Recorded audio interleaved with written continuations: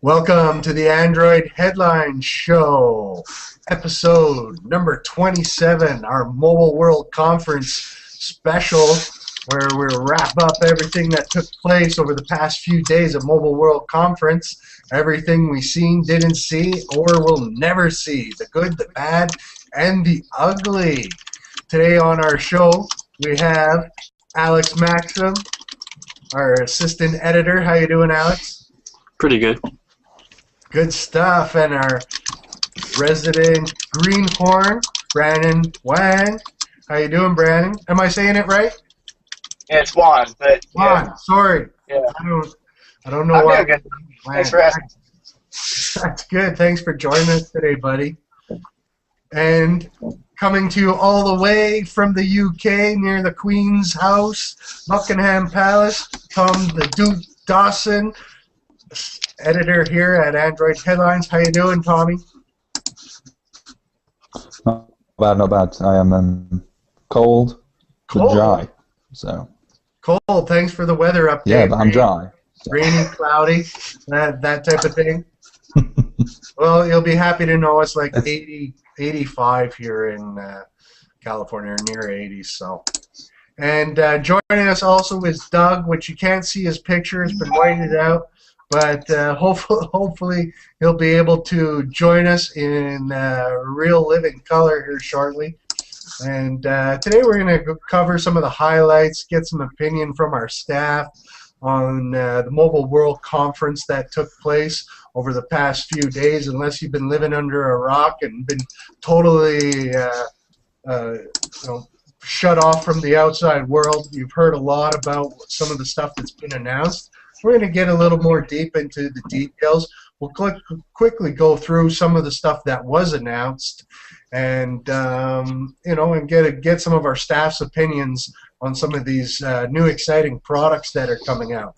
I'm going to first head it over to Tom, and Tom's got a little story that he had run about an announcement that was made from Asus. What's the deal, Tom? What happened? What was it? Well, Asus are back with their pad phone, because obviously there's only so many attempts you can try before you realize that you just need to keep throwing things out there. So now they have the pad phone Infinity, which is a combination of a smartphone and a tablet dock, but this time around the smartphone has been upgraded, as has the tablet dock. The smartphone part of the pad phone is now a 5-inch 1080p. Is a now 5-inch 1080p phone. It comes with a quad-core Snapdragon 600, clocked at 1.7. It's got 32 or 64 gigabytes of storage. There's a 13 megapixel autofocus camera, a 2 megapixel front-facing, a 2400 milliamp hour battery, and as well, it's also got the tablet dock side of things. It's 400 nits bright, which is. You're still there, Tom. No worries. It was a little internet connection. Must be. So how much did you miss? We only missed the specs on the tablet, buddy. Well, the tablet dock it's been upgraded. It's still 10.1 inches. It's got a full HD display at 1920 by 1200. It's at 400 nits bright, which is the same brightness as the Chromebook Pixel. And when it's docked with the phone, it should give you around 40 hours of talk time. Well, seems like a pretty decent tablet. You know, they sold, about 1 million of the first iteration of this pad phone. So, and they pretty well released this only, through Europe and Asia is where this is mostly seen, and it really never made it over to the North American market. Is that right, Tom? Yeah, the idea is that the carriers don't want it over there in America, but they've got no plans to launch the Infinity, just like they had no plans for the original pad phone and the pad phone 2. The pad phone 2 recently launched in the UK for £599 for tablet dock and the smartphone. This is going to retail for $799. when it launches, but who knows when that is. All right. Well, thank you very much for that update on that. And we're going to head over to Alex. Alex has got a little more news from Asus. What else did they announce, Alex? Well, Asus, they announced the phone pad, which is a 7-inch tablet. It's got the Intel Atom Z2420 processor, which is clocked at 1.2 gigahertz. It's got 1 gig of RAM, Android 4.1 Jelly Bean. Has HSP plus connectivity with a 4270 milliamp battery, 16 gigs of internal storage, and there's a micro SD card slot that supports up to 32 gigs. And there's a 3 megapixel camera on the back and 1.2 on the front. It also has the calling functionality so that you can use it as a phone, which is pretty exciting. I mean, this is a 7-inch phone, technically, in a sense. Are they marketing this as a tablet / phone, or just as straight as a phone? What's the feeling that you get from how they're marketing this? I think they're marketing it as like Both? like the phone tablet hybrid, like to compete with the Galaxy Note, but bigger. But bigger. I mean, I'm a big fan of big phones and stuff, and 7 inches is, that's a good size. That's like holding my Nexus 7 up to my head and making some phone calls. And we'll get into what Samsung had to announce similar product later on. But once upon a time ago, we talked about the Galaxy Note 2 being too big. Or first it was the Dell Straight back in the day was too big at the 5 inches, and then we talked about how the Note at 5 was too big, and then the Note 2 at 5.5 is the 7-inch phone. These small tablets turning into phones. Well, it seems too big. Is that the new trend for the next year? What do you guys think? I'll go over to Brandon. What do you think about it? I mean, it's it's still new, but could we see people walking around with these things talking on the phone? I mean, why not? It's bigger, better. That's the type of thing. Plus, we can use Bluetooth and carry it around in our pocket or purse or our backpack or what have you. And it's just easy to do it that way than holding an actual phone up to your ear. Might make sense in some areas. It does. I mean, it's not aesthetically pleasing holding a huge piece of plastic up to your head. It's like holding a book up there. But, I use my Nexus 7, all the time. I don't even know where my phone is right now. That's how bad it is.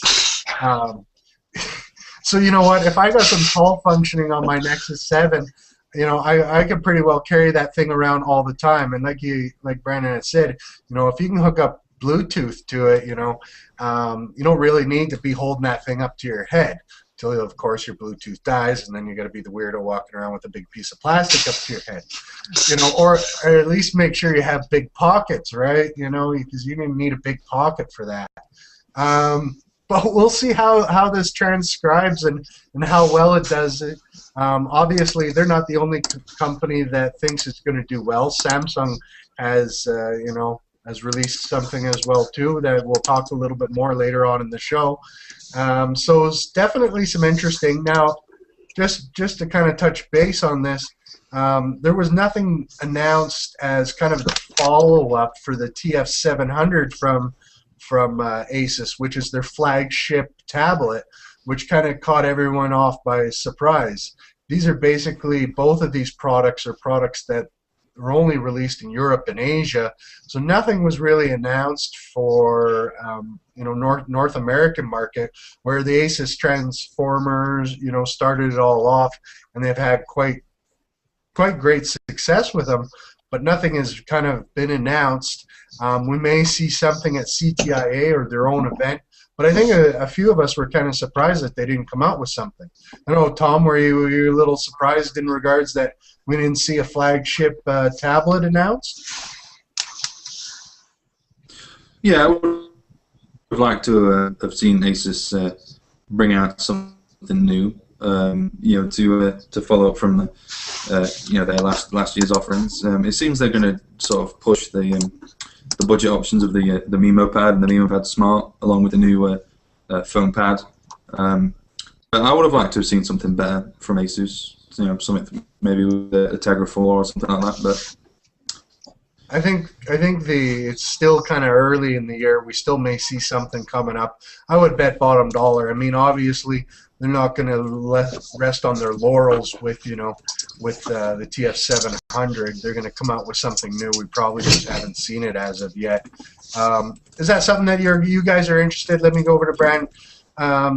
You know, they're a little more high-end device than say a Nexus 7. Is that something that would interest you personally, or are the Nexus 7 kind of, you know, price point and stuff like that more interest for you?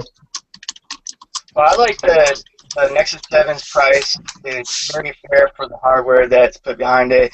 And if the Nexus 7 is going to come out and do something like that, I'm going to need something that would make me want to see more of a bargain. Well, we'll see what kind of specs they throw in it before we, you know, and what kind of pricing, because obviously with the Nexus 7 coming out and, you know, and the Nexus 10 as well too, the market has definitely become a lot more competitive, so they'll have to do a little bit better in pricing range. Let's head over to Alex here, and Alex, we heard some news from HP, and they had a tablet that they announced kind of totally out of nowhere. What's the deal on that? Well, what was announced? Well, HP announced their Slate 7, which is their entry into the Android tablet space. It's a 7-inch 1024 by 600 resolution display with a 1.6 gigahertz dual-core Cortex A9 processor, 1 gig of RAM, 8 gigs of internal storage with a micro SD card slot, 3 megapixel rear camera, VGA front-facing camera. It's 10.7 millimeters thin or thick. A lot of people think it's pretty thick. It's got Android 4.1 Jelly Bean, and it's gonna be available in April for $169. Which is a really decent price, but unfortunately it's got about 3-year-old specs almost. I call, you know, I was kind of making fun of this tablet the other day, and I said this is the spare parts from the touchpad left over, and they're throwing it in to get rid of some parts. And, you know, in terms of spec, this is right along the lines with all kind of the budget tablets that you're seeing coming out. It's a sharp-looking design, but unfortunately, spec-wise, it's not going to probably blow anybody away when you can go and get a Nexus 7, you know, for a comparable or better price on that. It's kind of disappointing to see HP come in with a kind of a, you know, half-assed attempt at a tablet. Do you think that they're maybe just trying to make some sales with name recognition? What do you think on that, Brandon? Well, I think moreover they're trying to just test the waters to see if the waters are cool enough for full marketing of their tablets. And if it does well, I'm pretty sure that they're going to come back next year with something better. But we'll have to see. For sure. I mean, this is definitely obvious a safe bet for them. You know, they don't spend too much money on it. You know, they don't have the $600 tablet that doesn't sell well. They don't have to do the fire sale. This is kind of, you know, the safe bet. You know, not too heavy on the specs, so the costs are down on it. You can kind of see how it goes. And obviously, HP has a good name. You know, and there's going to be some name recognition to it when consumers are out in the stores. And there's a good chance that they're going to, you know, people are going to try it. Maybe obviously not the, you know, spec, you know, kind of enthusiasts that some of us higher-end Android fans are, you know, are going to go out and grab this thing. It's probably geared towards people who are going to be, you know, new adopters to the tablet game.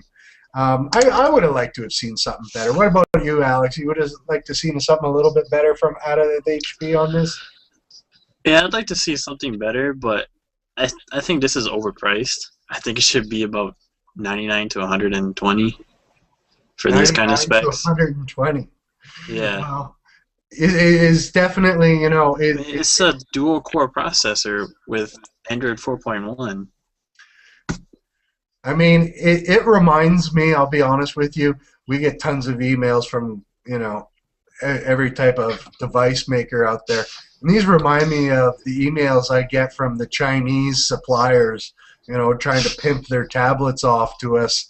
And that's basically what it is. It's a cheap Chinese knockoff with an HP badging on it. I don't know, maybe it runs super smooth or something like that, but even running stock Android with just those specs is going to probably be a little bit half-assed. But we'll see how it goes. We haven't had a chance to really test it and put it through its paces. And early reports, of course, are always hard to go by because, there's early, software on there. So as we, I don't expect a whole lot out of it, but we'll give it a shot once we get our hands on it. I'm going to turn it over here to Brandon. Brandon has some news for us about LG. LG dropped some news, not totally surprising news, but some news on us from Mobile World Conference. What exactly did they drop? What was their bombshell for Mobile World Conference, Brandon? Well, they dropped 4 bombshells on us. Basically, we already seen the Oculus G Pro, and now they have announced a couple of other things. One is the Optimus VU, and then there's the F series. That's the VU 2, by the way.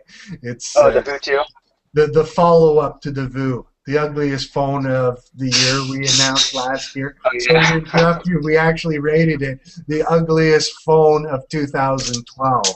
So the follow-up to the ugliest phone of 2012, the Optimus View 2. And what else did they announce with that, along with that? They got the F series and the L2 series also. The F series seems to be more geared towards the mid-range specs. Has 1.2 gigahertz dual core for that's the F5, and then the F7 has a little bit ramped up to 1.5 gigahertz, so it's staying mid-range still a little bit. And then they have the Optimus G Pro that we had seen that was announced last week, which is a fairly good-looking device. It's along the lines of the Note 2, and obviously the Optimus G is a pretty successful device in its own right. The Pro, we haven't gotten too many details on when it's going to be released here in North America, but I would assume that we'll probably see that soon. And in the meantime, you're probably going to see towards the end of the year a follow-up to the G Pro. We're going to be looking at something, with newer specs. I'm kind of surprised they didn't announce something a little bit new. The LG Pro looks like, it's a little bit of a refresh, a little bit better of a processor, and a bigger screen. How's it going to compete with the other flagship devices that are out there? Little bit weak, but I wouldn't be surprised that we see a follow-up to the Optimus G Pro 2 possibly in the fall, as we've already rumored out there. Most of these devices that LG announced this week are ones that we've covered in extense. They pretty well got everything from their budget all the way through the mid-grade to the top of the line. It's nice to see that they're kind of covering all of their all of their corners with this. But nothing too exciting was announced because we pretty well were in tune with everything that they have announced already. Just to go back, and Tom has joined us once again here. Tom, LG also made another announcement this week that was out of right field. We didn't hear too much about this, and has to do with their WebOS system. And what's the deal there, Tom? LG have bought WebOS from HP. I'm not entirely sure why anyone would want to buy WebOS, but LG felt that they could put it to good use in their smart TVs.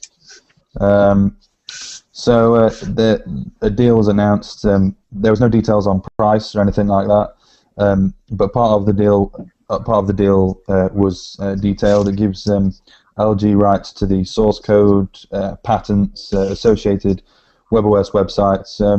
So basically, they own WebOS. Like WebOS is now LG's. It doesn't have any ties to HP anymore. They own all the patents associated from it. They own all of the patents that HP acquired from Palm all those years ago when it was bought out by HP. And LG are looking to put it on smart TVs. Wow, that's kind of a waste in a sense. Obviously, the patents and the software are large, and we'll probably see maybe some of these in future iterations of their UI on Android phones. Obviously, they'll be using some of the stuff that was there. It was first reported that LG had no intentions to use it on their smartphones. Although, however, after the first initial report came out, there was some talk that it could end up, being on smartphones. And maybe LG, creates, their own OS for their dummy phones, or, for some of the other phones that they may come out with that don't have Android running on it. You may see some in there as well. Maybe some licensing to other companies to use it as well. But it's kind of surprising, unless they're going to really try to bring this back to life, why they would purchase it. Obviously, maybe for patents is one of the huge things. Some of the design stuff is probably a little bit dated nowadays. What do you think why they purchased it personally, Tom? Tom's thinking about that. I didn't. I said, no, you blanked out for like. What do you think HP is? Why do you think they bought it? Why do you think they even bothered?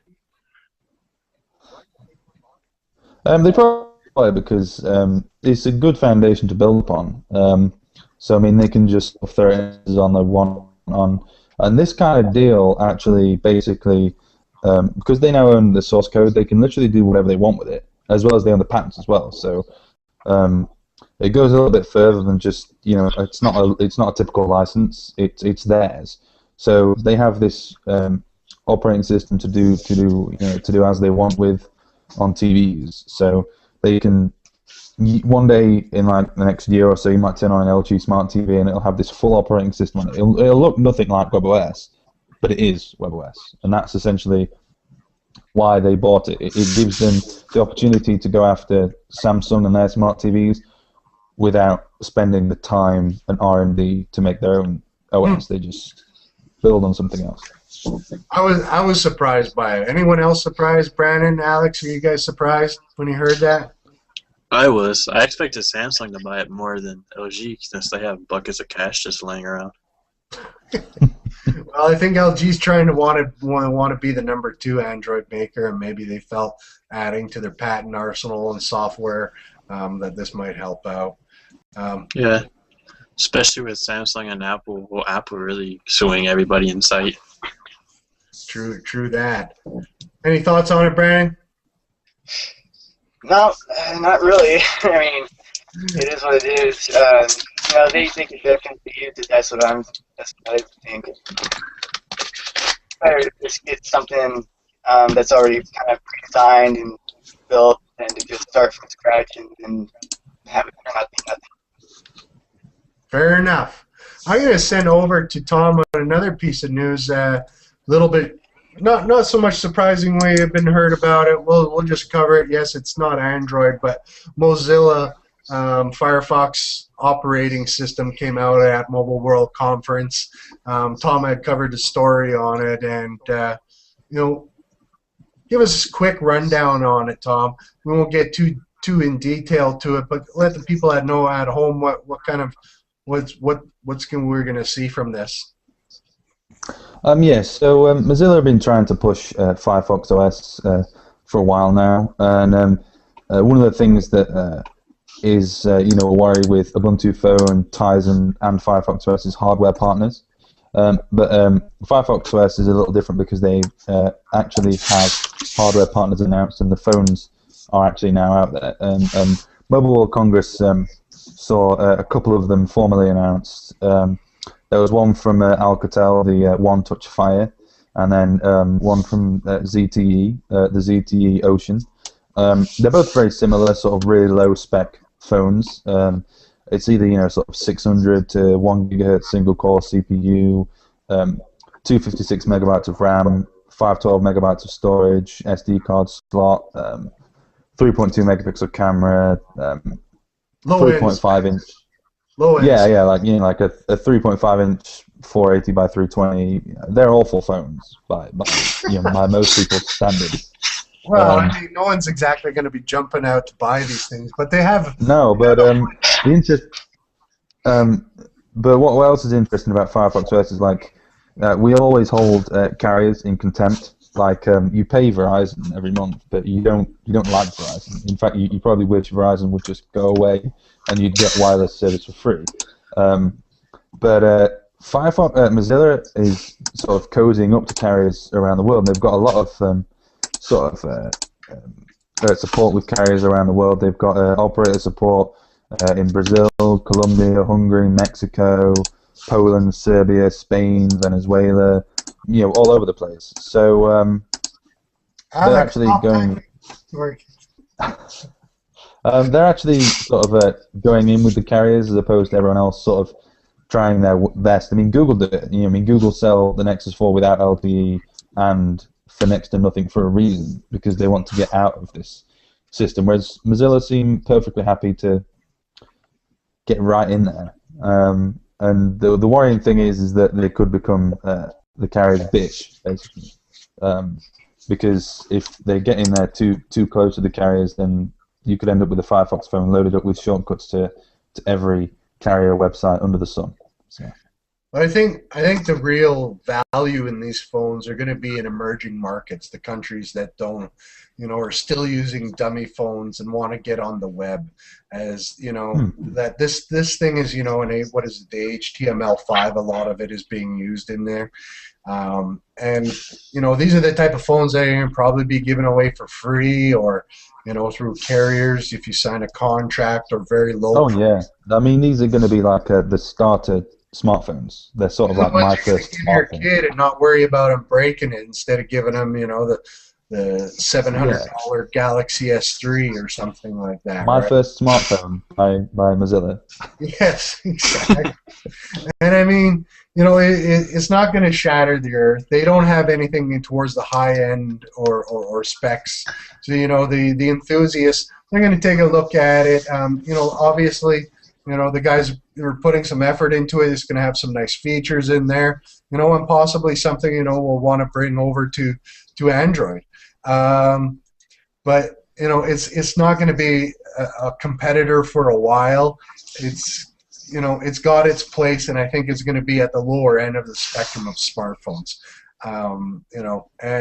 You might see your grandma with one, you might see your niece or nephew with one, but I don't think you're going to own one anytime soon. At the end of the day, it's got a long ways to go. We'll see. Anyone want to throw some comments on that, Brandon or Alex, about it? I'm not touching it. All right. I won't even I'll try one just out of curiosity. I'll take a look at it in the store. I'll play with it. I'll run around with it. Don't expect me to buy it. That's all I gotta say. There's probably a couple of features or unique things in there that I'm gonna like, and hopefully Samsung can rip them off and bring it over to their UI. Give it a year or so. I'm sure that can be arranged. They'll reinvent it. And put an S in front of it. Exactly. So I was going to go to Brandon with the story, but I didn't really give him a chance to take a look at it. It's a Samsung Apple TV competitor one. So in the meantime, we'll take a look. We'll go back over to Tom here, and we heard last week, kind of one of the rumors that was running out that was, Google was going to be opening up one of their own stores and stuff like that. And Andy Rubin crushed our fucking dreams. How dare him? I don't know what the hell was up with him. Why can't he just let us leave on to believe that this is going to happen someday? You know, but no, he had to go and crush our dreams. What did he exactly say to crush our dreams, Tom?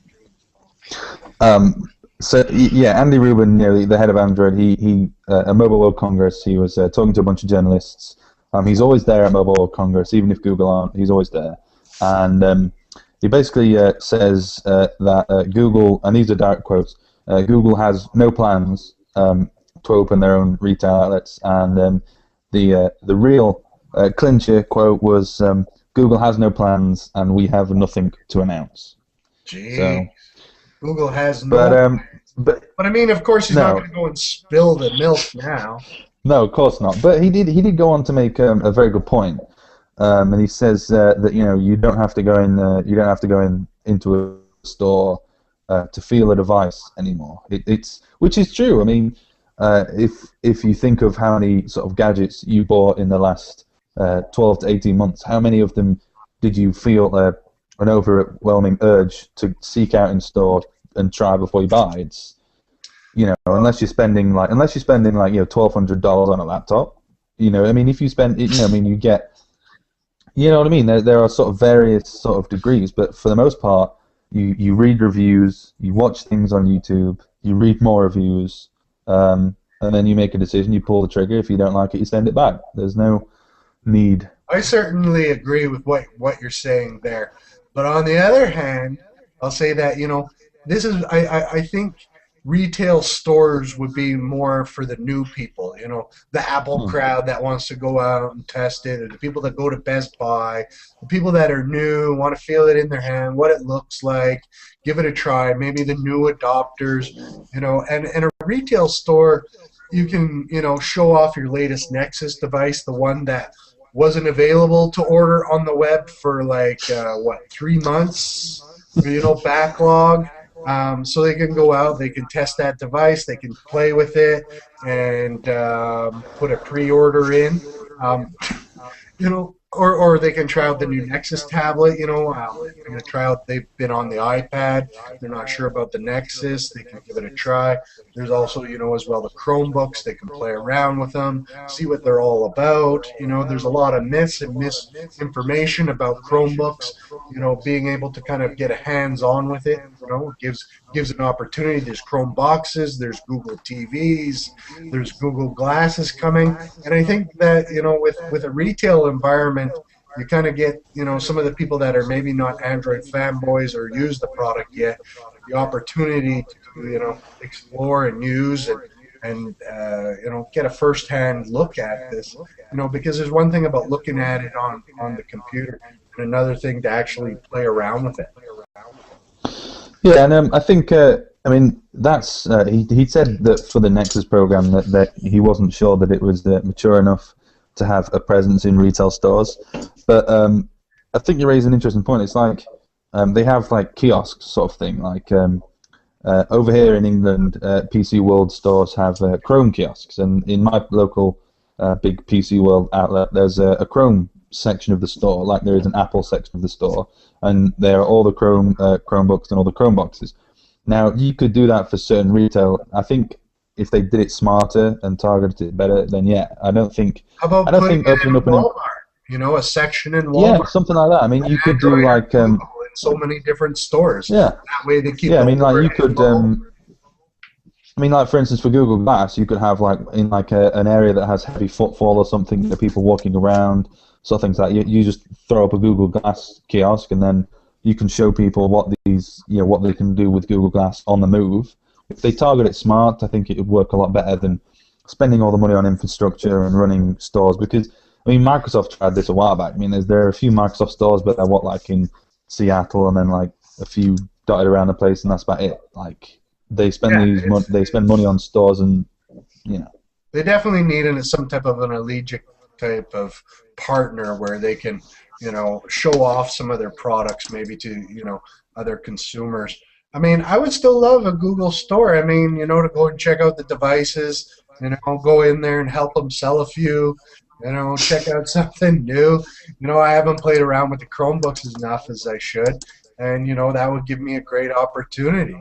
As well, waiting for my Nexus 4, it took forever. I could have at least went in and see what I could have bought.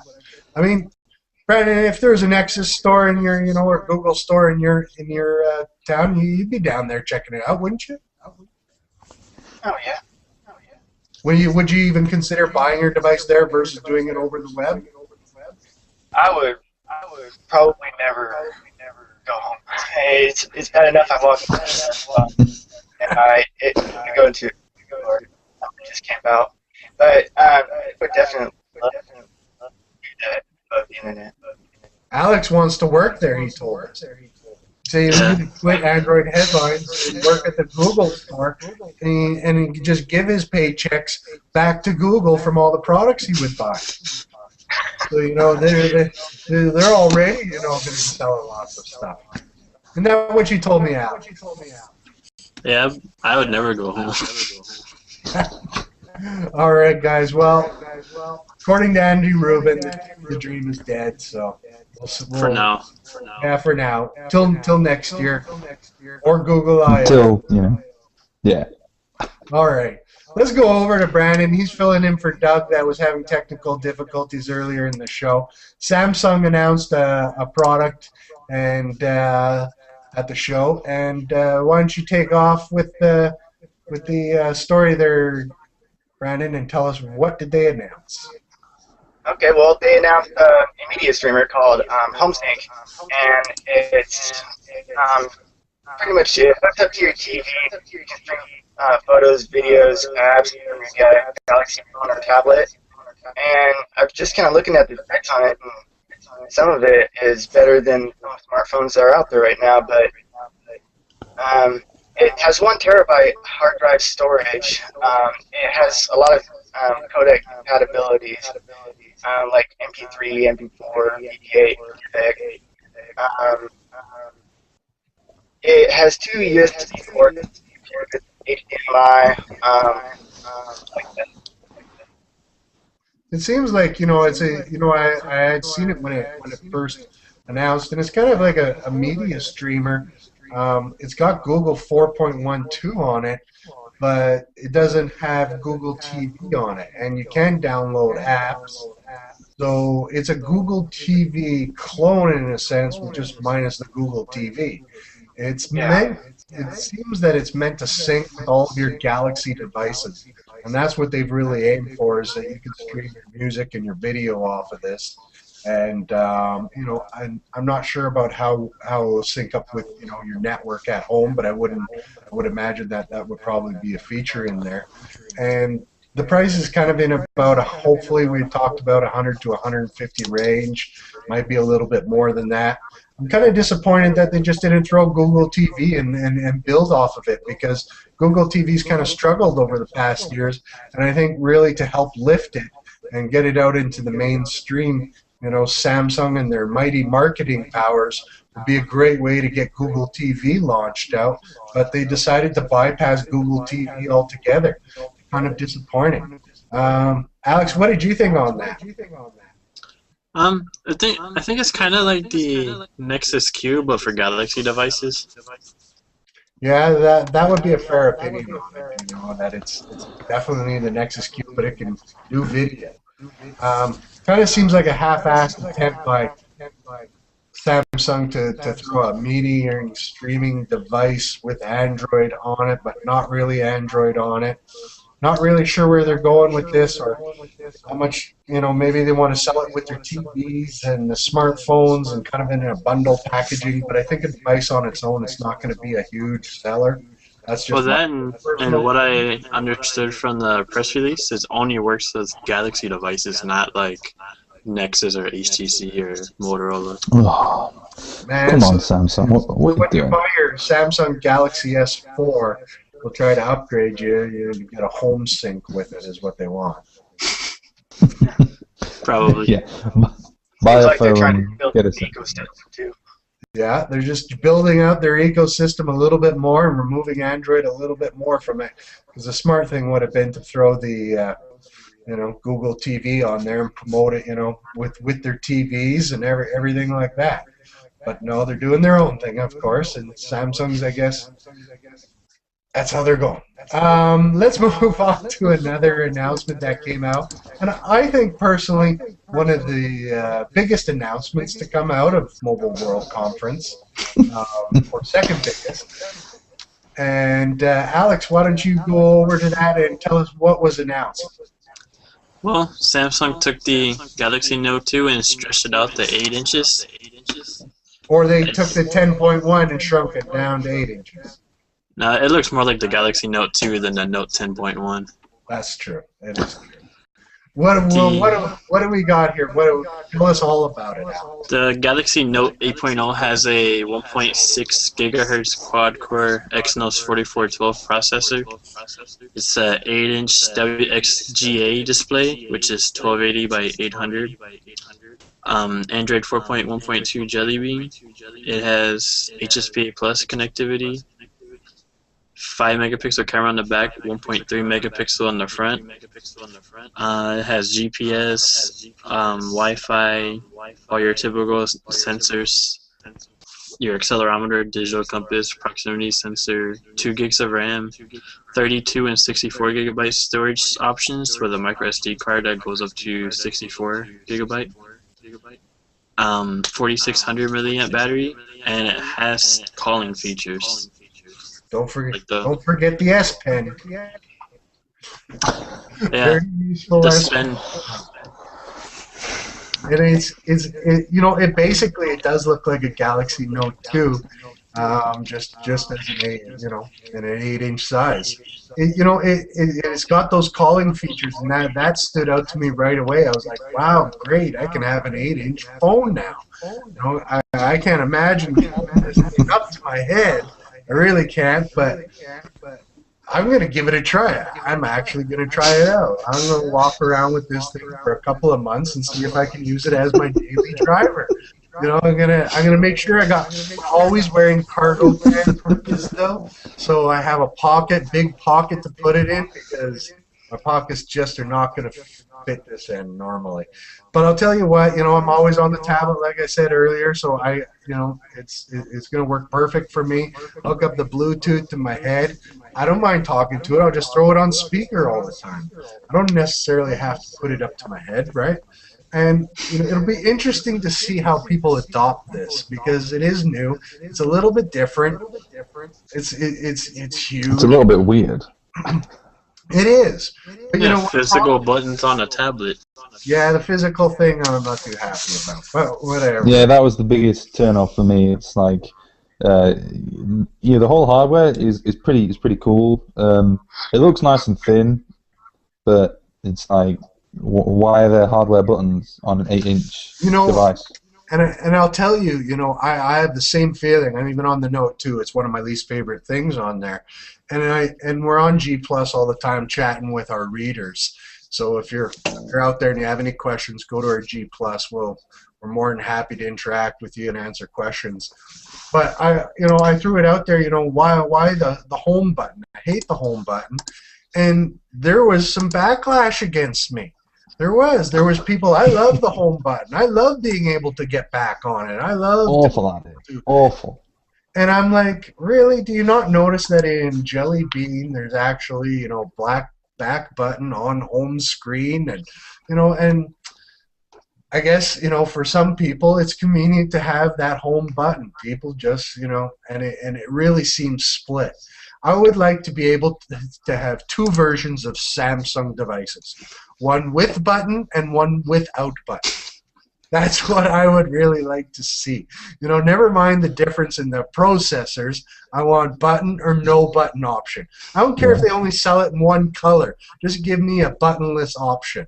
I'll be happy. I'll even go white. I don't even like white, but I'll use white as long as there's no button on it. Could you see yourself, Brandon, making phone calls on this thing, carrying this around as your daily driver phone? Yeah, I would love to see the reaction people would give when they see me with a huge phone up to my ear. That would be awesome. And I would probably videotape it and put it on YouTube. For sure. Do you think in a restaurant, pulling this out at, wherever, with this huge thing. It would be, I just love all the stares I would get. That would be attention getting.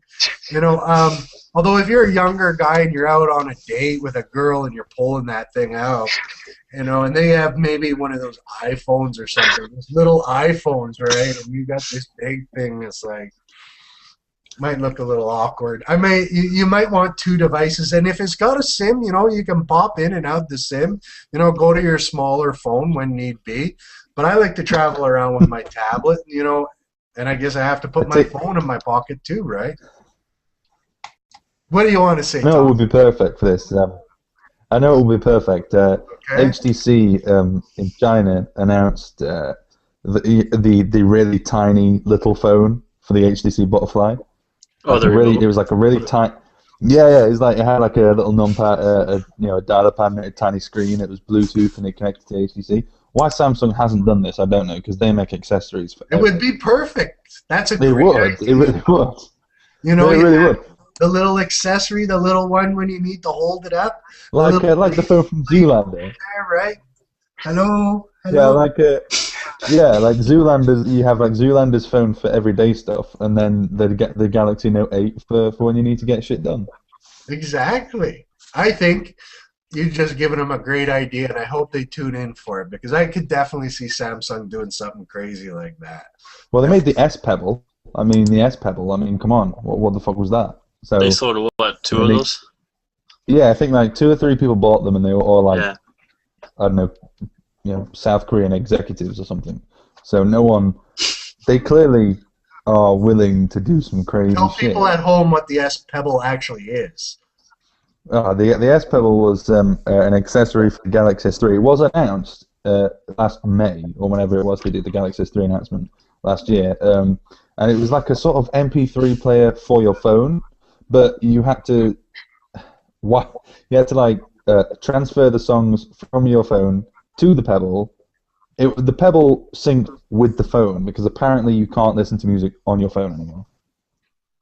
Oh my god. Sounds like It was like an iPod Shuffle. Basically, it was an iPod Shuffle. Is that for the from Galaxy. the same developers of the Nexus Q? Probably. All right. That's what it's. Samsung fired the guy, and then he went to Google, and then the loop ensued. All right, guys. Now, Mobile World Conference was probably not as exciting as we had hoped, or maybe some of the guys out there. Still, some fun stuff did come out. I think the biggest story that came out was from Samsung, and I'll let Tom hit it off. What was that big story? Basically, Samsung managed to troll Mobile World Congress, even though they didn't have much of a presence. Stole the thunder. It's brilliant.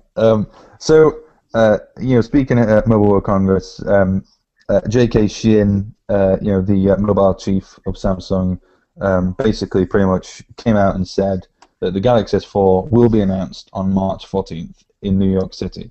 Now, to back this up, Samsung representatives then gave out lavish paper, fancy invites with nice envelopes and boxes and so on and so forth, to go to the event. So they managed to sort of put a dark cloud on all of Mobile World Congress just by uttering a date. They trolled Mobile World Congress, basically. But now we know it is going to be March 14th. Which is a great news. Two. Yeah, we're only a couple of weeks away from that.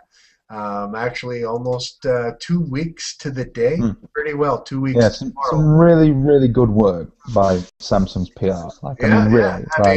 What a way to steal someone else's show and thunder when you have tons of press people already at the show. Why not? You know what it reminds me of? It's like Apple at CES. Apple always managed to throw something in CES's. In CES's press cycle, so why not Samsung in Mobile World Congress, And Lord knows everyone's excited about the Galaxy S4, so I think it kind of ended up overshadowing it. I know it did for me when there was confirmation, because we weren't sure when it was going to be coming out, and people are like, oh, yeah, whatever, now the Galaxy S4 is coming out. Brian, are you excited for the Galaxy S4? Oh, yeah, definitely. Sounds like it for sure, buddy. Alex, you too, of course. Yeah, probably. although probably chances are that everything will be leaked before the actual device comes out, just like it did last year. So we'll probably be talking about it, or we'll just, you know what, we'll, check our website. We'll probably have the actual photos of it before it comes out, the price of it before it comes out, the specs of it before it comes out, which I think we already have most of that stuff already. But, keep following our site. So that was our wrap-up of Mobile World Congress. I just like to say a few things about these Mobile World Congress and as well CTIA and CES.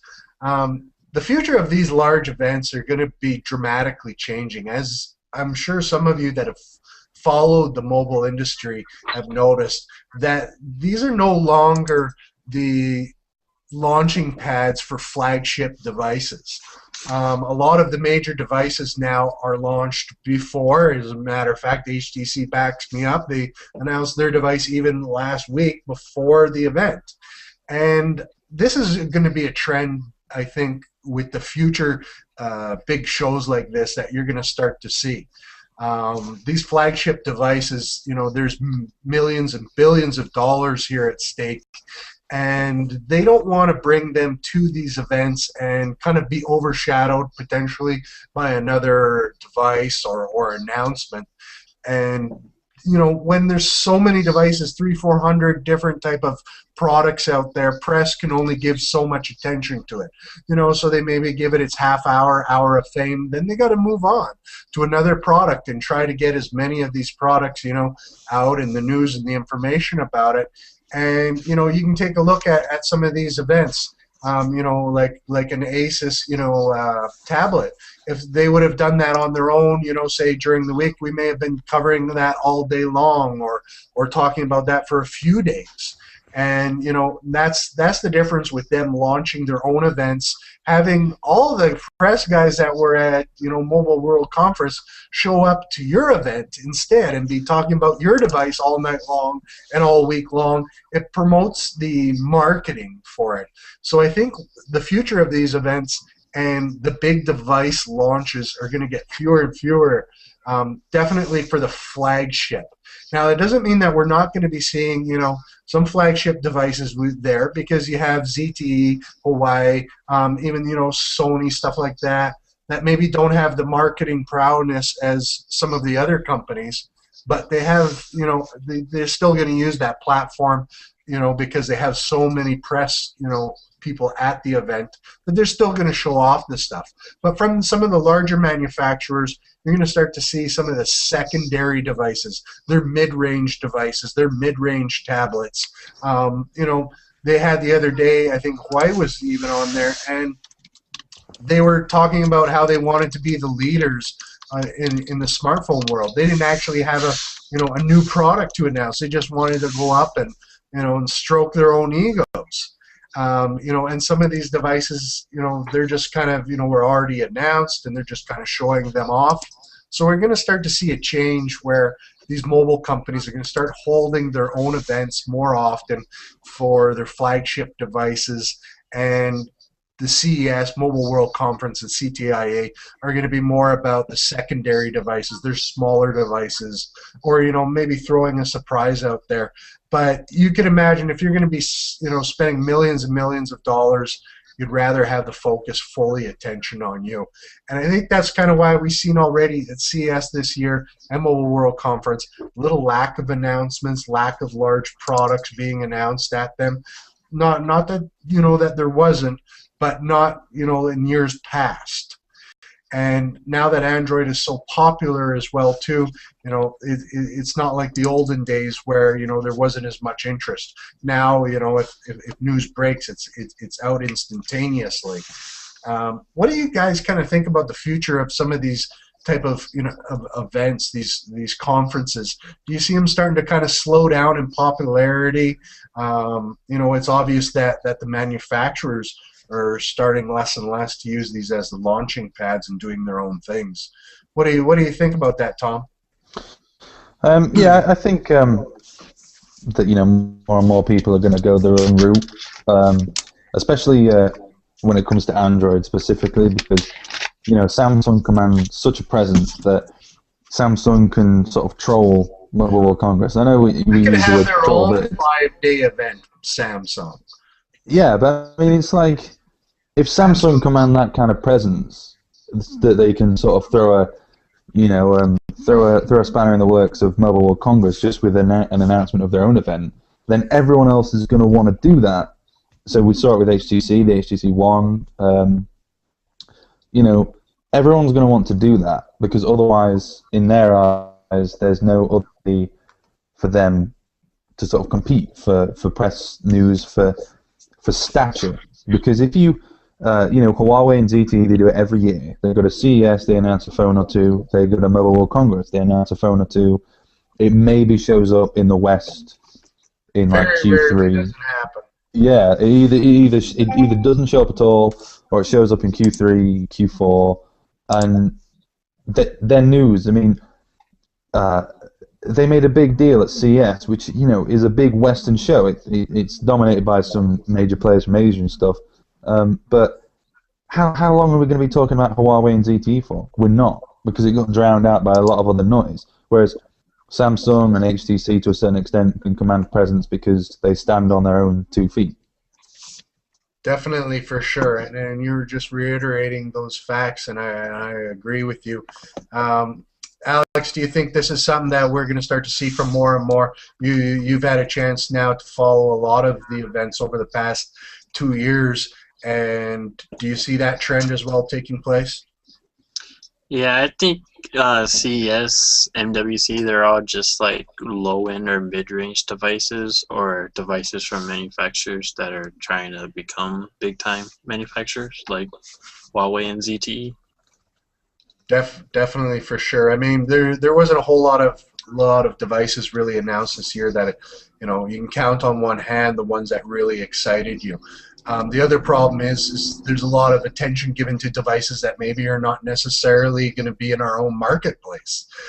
You know, we talked about Huawei and the ZTE, and you know, even some of these Alcatel phones and stuff like that, or phones that, you know, we may not see. It's pretty hard for the consumer to get excited about, you know, these events when there's, you know, not a lot of exciting stuff taking places, and they're almost becoming more of shows for the people in the industry to make contacts and to, you know, maybe promo something they've already launched, you know, showing off a phone they've already announced or something, you know.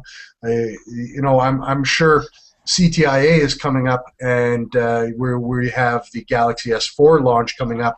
Where do you think, you know, Samsung's going to steal the show with that by showing a phone they've already announced? You're going to see a lot of phones at CTIA that are already be announced, and you know, how much are we really going to see at a CTIA show that we haven't already heard about or will be announced at a different event, which kind of takes away some of the fun for the viewers at home. Excuse me, Brandon. I mean, when you're at home and you're kind of checking out some of these stories that are dropping, it's like, well, that's not that exciting. I mean, did you feel a little lack of excitement, expecting a little more from Mobile World Conference? Yeah, I did, because, you know, we've had a lot of strong years in the past where so many people came out with, oh, this is cool, oh, this is cool, and now we're expecting magical and revolutionary, and I think we just kind of set ourselves up with high expectations for this year. But the way the internet is going and the process of gaining information just happens instantaneous almost, it's pretty easy to see all these things happen before they... And that's a valid point. I mean, we're also, you know, when we're responsible for it, you know, we're leaking devices and rumors and pictures and stuff like that, and by the time these products actually make it to an event, we've pretty well covered it inside and out. The only thing we're missing is the official press images and press release. So that I just wanted to cover, you know, for you guys in the future of these type of events. I'd like to thank you all for coming in today. Thank you, Alex and Brandon and Tom, for helping us cover the Mobile World Conference wrap-up show, our special edition. We'll be back in 2 weeks' time for our Samsung event that we'll be covering in depth. the Galaxy S4 that's going to be released in 2 weeks' time. We'll be going through all of it, dissecting the good, the bad, and the ugly. So in the meantime, in the in-between time, that's it for the Android Headline Show.